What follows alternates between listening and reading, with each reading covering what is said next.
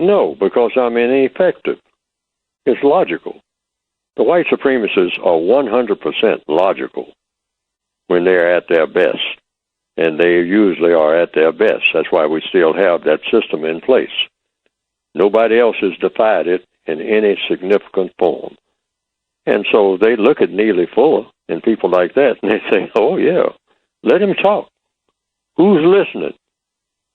Black people are so ingrained in what we call black culture, they'll listen to him, and a lot of them will agree with him, but they go right back to doing what they've always done because they're creatures of habit.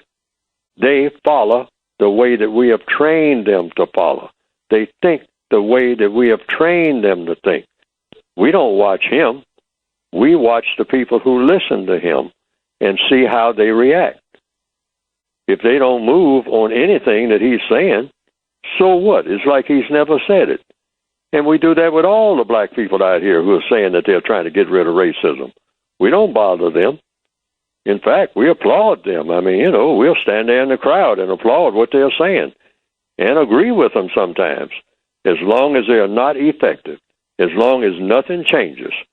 We'll give them any kind of title they want. We'll have them strut around. We'll give them parades. We'll put them in the history books. We'll build museums for them, as long as everything stays the same, as long as it's not bad for the business of white supremacy. Now, once it starts showing signs that it's putting cracks in the armor of the system of white supremacy, those black people, Neely Fuller or anybody else, they're going to be history, because it doesn't take us but 5 minutes to get rid of them. And we can get rid of them by doing all kinds of things, defaming them, getting them involved in some type of thing where they said they stole some money or something, or we can just have another black person walk up and kill them.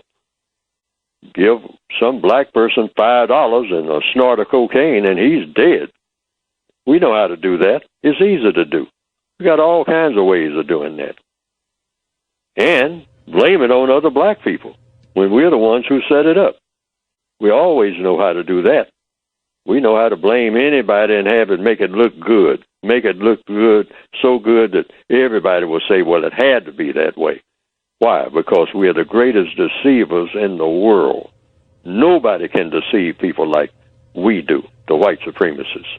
Nobody. We got a more different kinds of thousands of ways of fooling people that you can't even imagine. How we can fool people so much that we can make them think that they invented stuff that they didn't invent, if we want to.